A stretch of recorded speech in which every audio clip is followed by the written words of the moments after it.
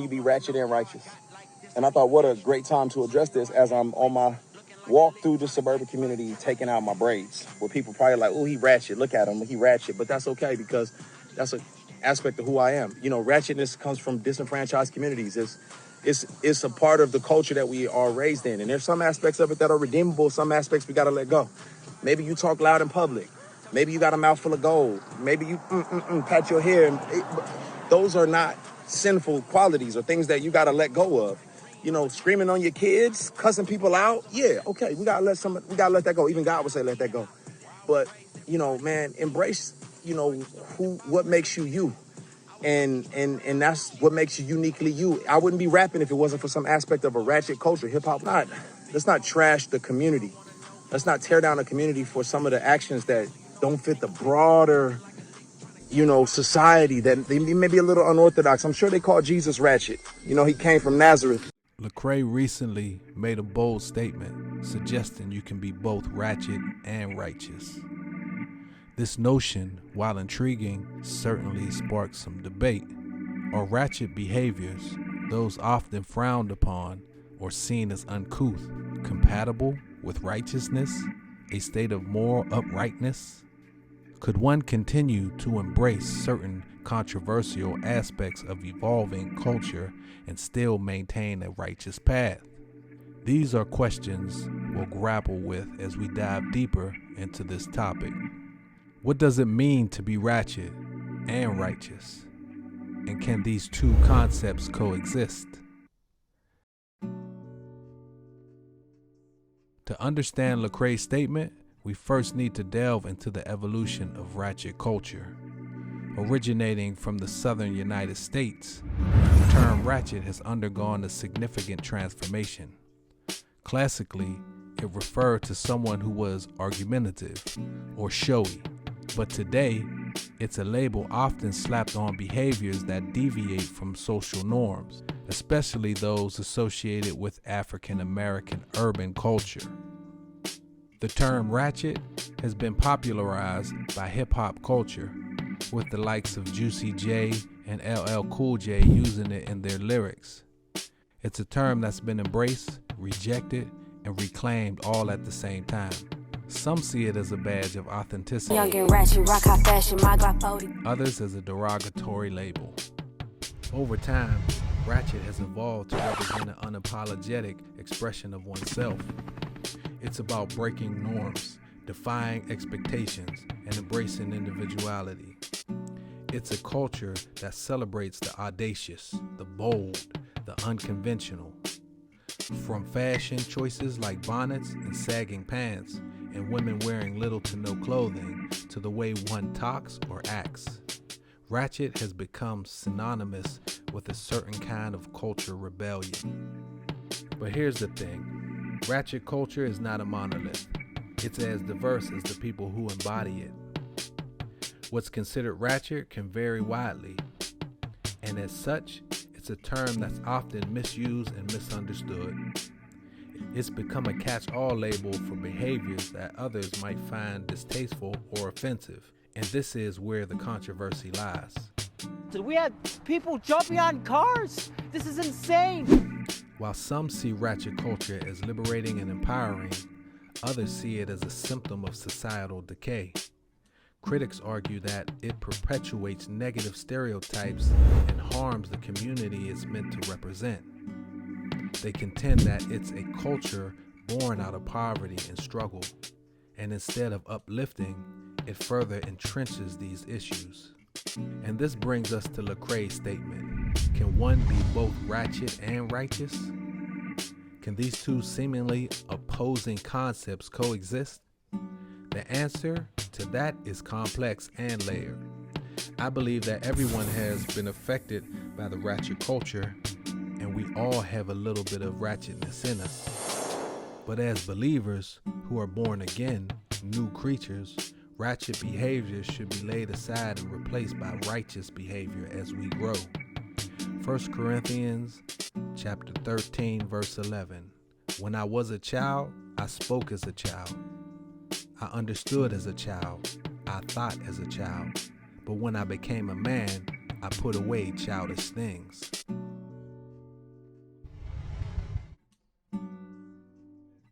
Lecrae's statement has significant cultural implications.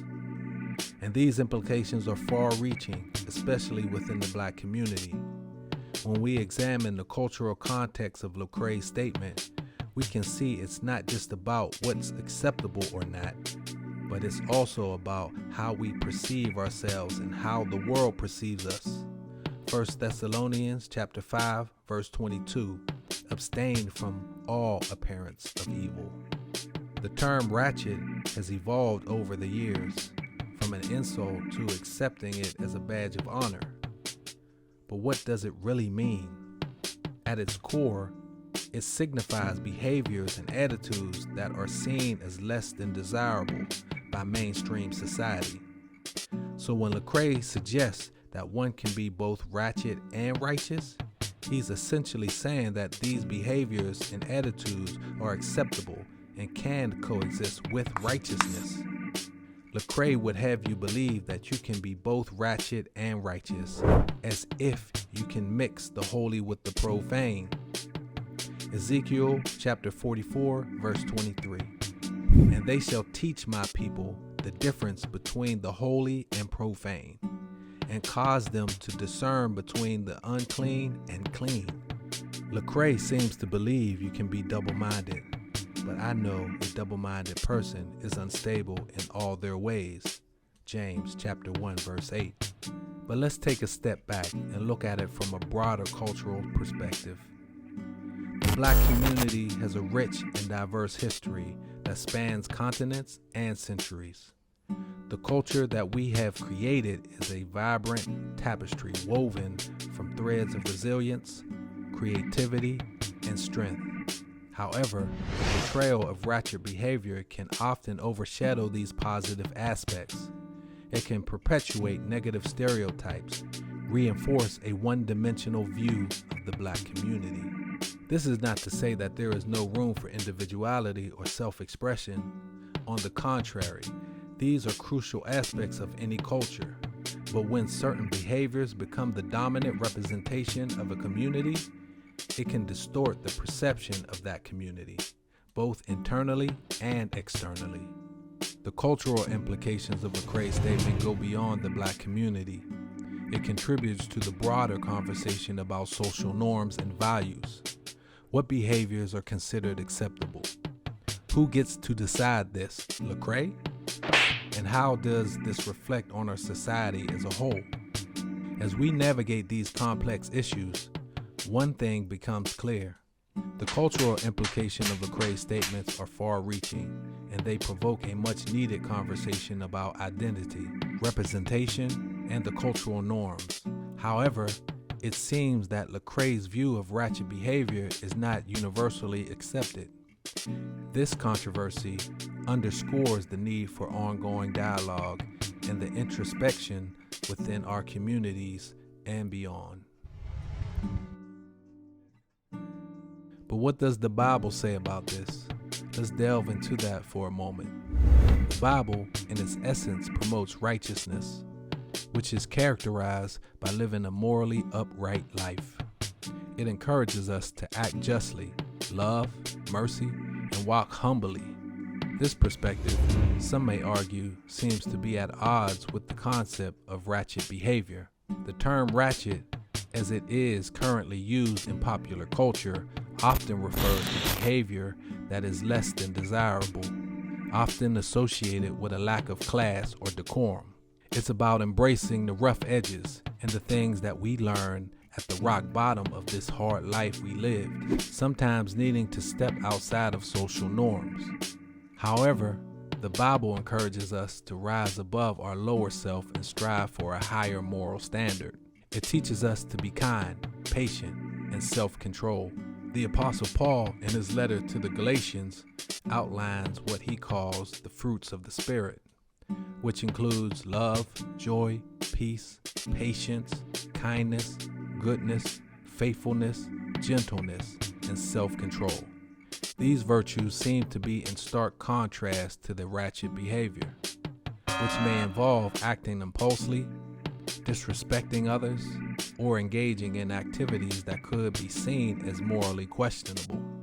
In the book of Proverbs Wisdom is praised and foolishness is discouraged. Ratchet behavior, if viewed through this lens, could be seen as aligning more with foolishness than wisdom. Righteousness leads to life, and the ratchet lifestyle has led our communities to death.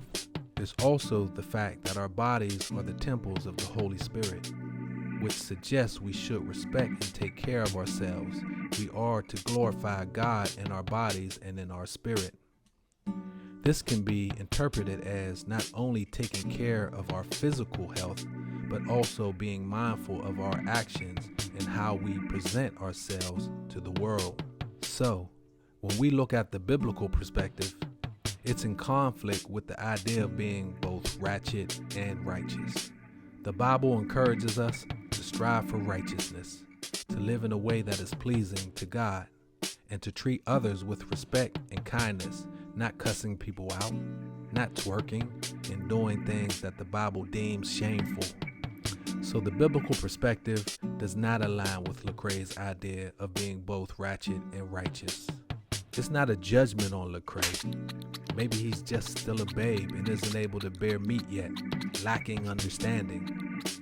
But the teachings of the Bible are clear on the matter and have been the cornerstone of moral guidance for centuries. How is ratchet culture influencing our community and our world? To understand this, we first need to comprehend the influence of any culture on society. Culture is like the air we breathe. It's invisible yet omnipresent. It shapes our thoughts, our decisions, and ultimately our actions. Now, the question arises, is the influence of ratchet culture positive or negative? Speaking from experience, it has had a negative effect on every community it reaches. On one hand, ratchet culture has been criticized for promoting negative stereotypes, especially about marginalized communities.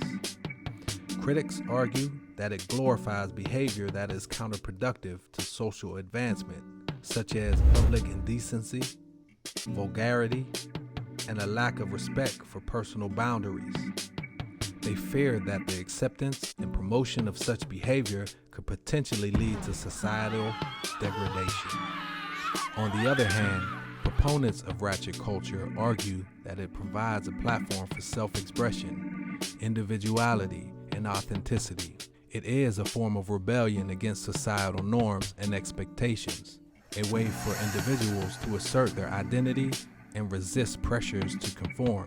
They argue that it encourages diversity and inclusivity by challenging traditional notions of respectability and acceptability. But perhaps the most significant influence of ratchet culture is on our perceptions and attitudes.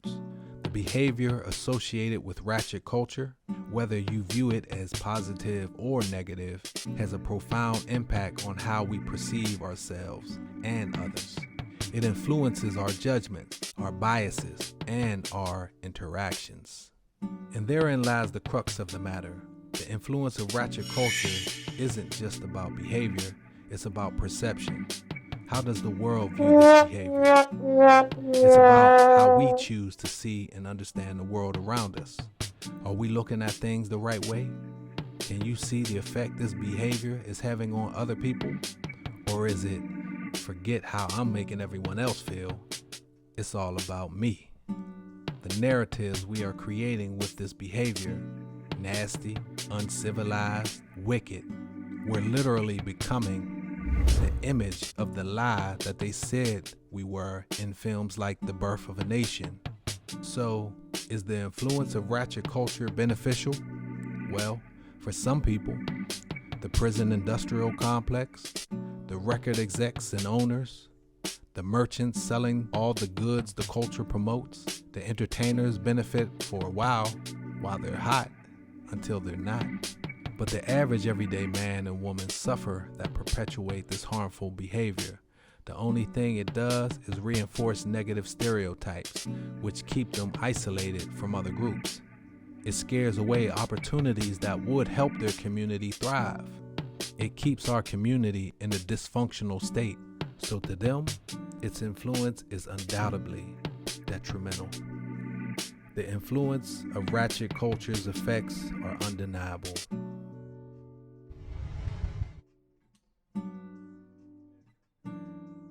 We've given our perspective, but what do you think? We've delved into the evolution of ratchet culture, its culture implications, and the biblical perspectives. We also examined the influence this culture has had on our society and the idea of being both ratchet and righteous as suggested by Lecrae. Now, it's your turn to weigh in. Do you believe there's a way to balance the two? Or do you concur with our viewpoint that ratchet culture in its entirety is detrimental? Think about the trends we've discussed. The public display of bonnets, pajamas outside, pants sagging, and all the other displays of ratchet behavior. Are these simply expressions of personal freedom, or do they reflect a deeper issue within our society?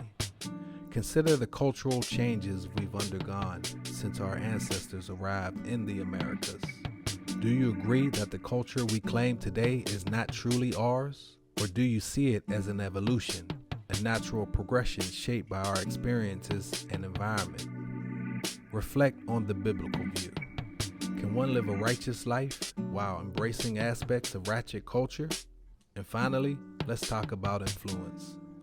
How has ratchet culture shaped your life and your community? Do you see it as a force of empowerment or a source of degradation?